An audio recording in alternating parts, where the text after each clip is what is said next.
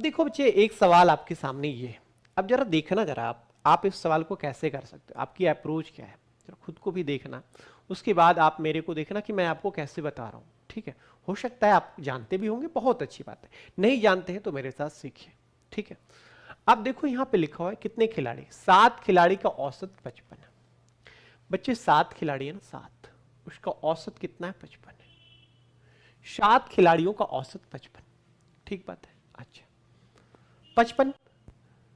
हालांकि बाद में पता चला कि 35 का स्कोर गलती से 53 पढ़ लिया गया था। बाद में पता चला मेरे दोस्तों कि 35 का स्कोर मतलब जहां पे लिखा हुआ था बच्चे कितना, 35 लिखा हुआ था, उसको आपने गलती से क्या पढ़ लिया? 53 पढ़ लिया। गलती से क्या पढ़ लिया आपने? 53 पढ़ लिया। मेरे भाई, अगर आपने 35 को 53 पढ़ लिया गलती से, तो आप इस गलती को तो सुधारेंगे ना। आप इंसान हैं, आपका तो यही है कि आपने जो गलती हुआ उसको आप क्या करेंगे? सुधारेंगे। तो मेरे दोस्तों, इस गलती को जब मैं सुधारूंगा तो 53 के जगह मैं फिर से क्या लिखूंगा? 35 लिखूंगा। तो 53 की जगह मैं 35 लिखूंगा तो नुकसान हो जाएगा, कम हो जाएगा ना। बोलो, 53 जहां जोड़े थे वहां अगर 35 हम जोड़ेंगे तो कम हो जाएगा। तो कितने कम होंगे सर? तो आप कहोगे सर ये कम हो जाएंगे कितना? तो 18 कम हो जाएंगे, है ना। 53 से 35 घटाओ, कितना कम हो जाएंगे? 18। अब ये 18 जब कम हो गए तो ये कितने लोगों पे इफेक्ट डालेंगे? 7 लोग हैं, 7 खिलाड़ी हैं, 7 के औसत से कटौती होगी। तो 18 जो है 7 लोग से कटेगा तो कितना कटेगा प्रत्येक से? तो 18/7 कर दीजिए। तो यहां बुआ जी 7 दूना 14, यानी 2 पॉइंट समथिंग आएगा। 2 पॉइंट समथिंग आएगा। आएगा कि नहीं आएगा? अच्छा एक बात बताओ, अभी औसत था कितना? 55। अब औसत 2 पॉइंट समथिंग घट गया, 2 पॉइंट समथिंग घट गया। तो बच्चा जो अगर 2 घटता तो ये होता कितना? 55 में 2 घटाते तो 53 होता, और 53 में आपका कुछ पैसा और घट गया तो ये 52 पॉइंट समथिंग होगा ना। बोलो, 52 पॉइंट समथिंग होगा ना। और 52 पॉइंट समथिंग आपका एक ही ऑप्शन है, ऑप्शन नंबर कितना है? ऑप्शन नंबर कितना है आपका? सी है, 52.43%। 52.43 आपका औसत आएगा। बताइए, 52.43 is the correct answer for this question. बताओ, मजा आ रहा है? आप अगर यहां तक पहुंच गए हैं वीडियो को देखते हुए तो आपको एक भी क्वेश्चन ऐसा नहीं लगा होगा कि जो मैंने आपको टफ तरीके से बताया है और आपको समझ में ना आया हो। एवरी क्वेश्चन आपको समझ में आएगा। और आपको अगर एवरी क्वेश्चन समझ में मैं समझा पा रहा हूं और आपको सेशन मजा आ रहा है तो कमेंट जरूर करिएगा साथियों, आपका कमेंट का इंतजार रहेगा। क्योंकि मुझे सफर अभी शुरू ही किया हूं मैं, ये भी मंजिल अभी बहुत दूर है। मैंने पहला कदम लिया, दूसरा कदम लिया, आज तीसरा कदम है। 40 कदम चलना है और वो बिना आपके साथ का नहीं हो सकता है। चलना है और वो बिना आपके साथ का नहीं हो सकता है। ठीक है, चलो। एक कक्षा के 54 छात्रों की औसत आयु 37 वर्ष है। देखना जरा ये सवाल। एक कक्षा के 54 छात्रों की औसत आयु 37 वर्ष है। अच्छा, ठीक है। यदि एक शिक्षक की आयु भी इसमें क्या कर लिया जाए? शामिल कर लिया जाए। देखना जरा बच्चा, 54 छात्र, 54 छात्र, ठीक है। और उसकी औसत आयु कितना है? 54 छात्रों की औसत आयु कितना है? 37। 54 छात्रों की औसत आयु कितना है? 37 है सर, 37 है जी। चलो ठीक है। अच्छा, यदि शिक्षक की आयु भी इसमें क्या कर लिया जाए? शामिल कर लिया जाए।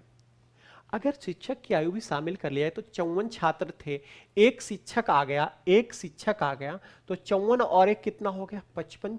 55 लोग हो गए, और 55 लोग हो गए और औसत कितना हो गया? जहां औसत 37 था, शिक्षक का उम्र ज्यादा था, शिक्षक आया, औसत क्या हो गया? बढ़ गया। तो शिक्षक का आने से औसत बढ़ेगा ही बढ़ेगा। ठीक है, तो 37 हो गया कितना? 38। आपसे पूछा है बताइए टीचर का उम्र क्या था? देखो, ऐसे सवालों के लिए क्या करिए, टोटल को एक साइड लिखिएगा, लिख दिए, ऐसे लाइन खींच लीजिए। बच्चा यहाँ पे 38 है, 38 लिखिए, लिख दिए 38।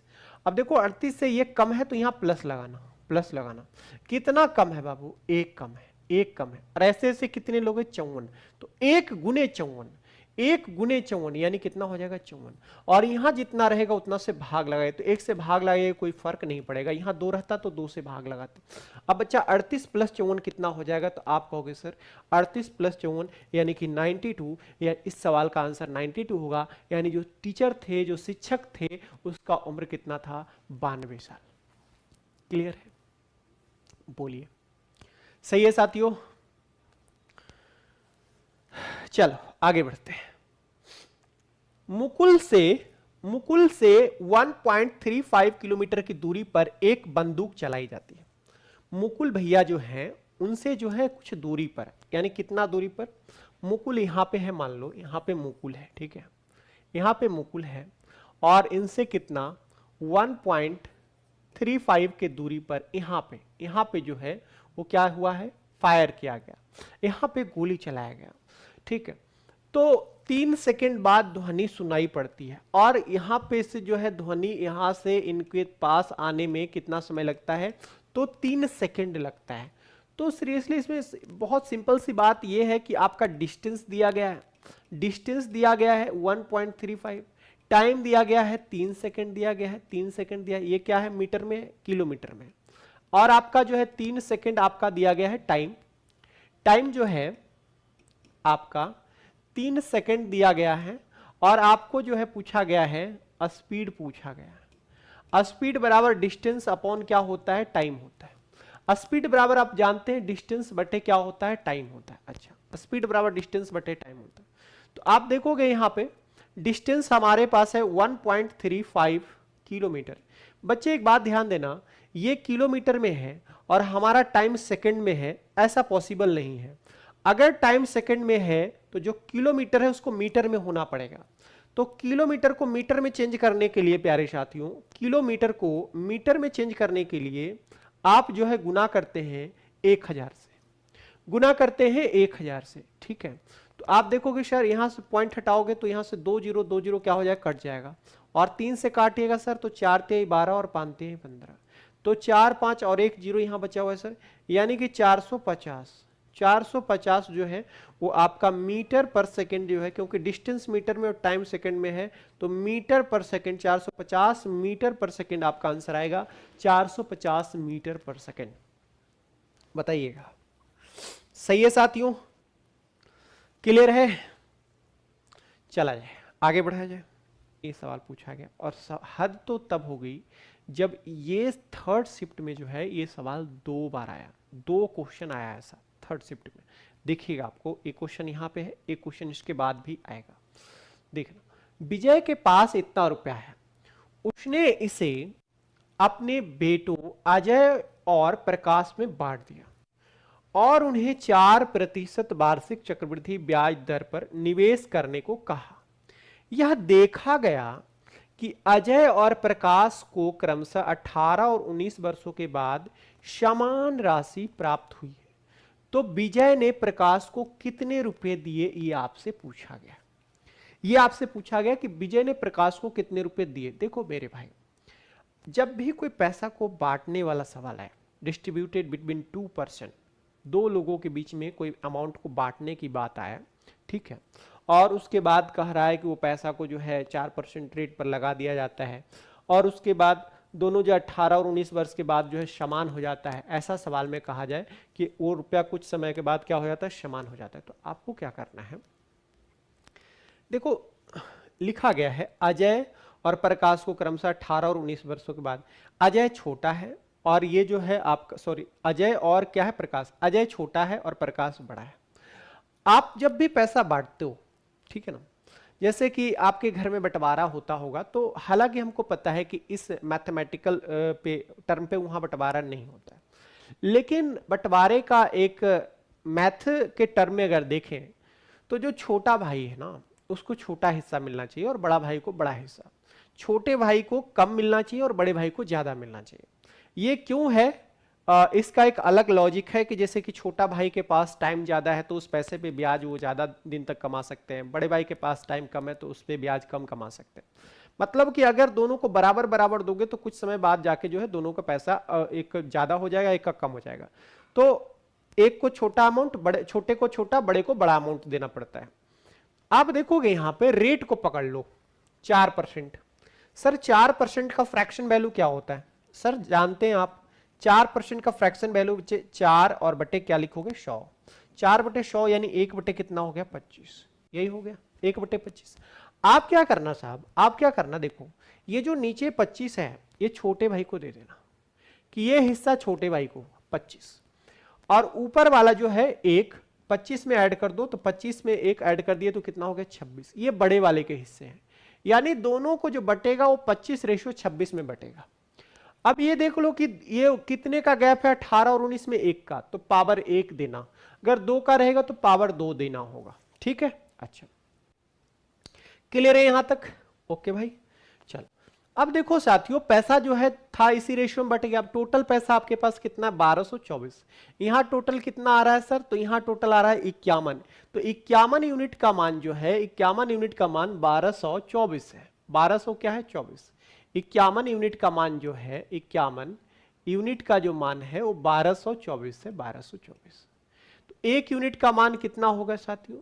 तो एक यूनिट का मान कितना होगा? तो आप कहेंगे सर एक यूनिट का मान हो जाएगा 24। एक यूनिट का मान 24। आपसे पूछा है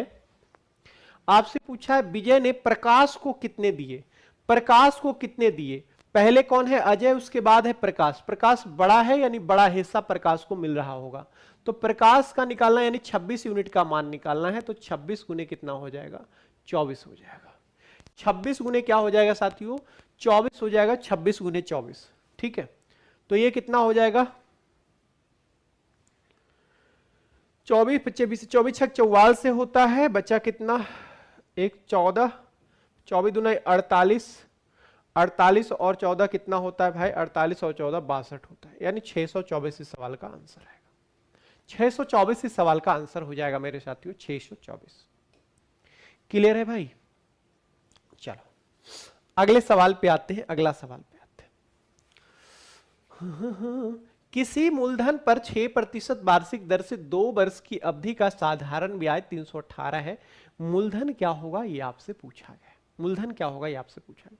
किसी मूलधन पर 6% वार्षिक दर से 2 वर्ष की अवधि का साधारण ब्याज 318 है। देखना एक बात, आप अगर पैसा को 6% के हिसाब से लगाते हो, पैसा को आप अगर 6% के हिसाब से लगाते हो और साधारण ब्याज पर लगाते हो, तो हर साल आपकी कमाई 6% बढ़ती जाएगी। पहला साल 6%, दूसरा साल फिर 6% बढ़ जाएगा यानी 12, तीसरा साल फिर 6% बढ़ेगा यानी 18। हर साल 6% कमाई बढ़ती जाएगी। तो 2 साल में आपकी जो कमाई होगी वो 12% होगी। आपकी जो कमाई यानी कि आपकी जो ब्याज होगा, सिंपल इंटरेस्ट जो होगा वो 12% होगा। जबकि यहां पे कितना है? 318। यानी मेरे साथियों आप कह सकते हैं कि 12% का मान कितना है? 318 है। 12% का मान 318। अगर 12% का मान 318 है, हमको निकालना है क्या? मूलधन। मूलधन यानी कि प्रिंसिपल। प्रिंसिपल जो होता है मेरे साथियों वो 100% होता है। Principal that means total. तो आपने जितना पैसा लगाया वो क्या होता है? अपने आप में 100% होता है। तो 100% का मान आपको निकालना है। प्यारे दोस्त, अगर मैं कहूं कि सर यहां से 3 कॉमन निकाल दो, तो यहां 4 हो जाएगा।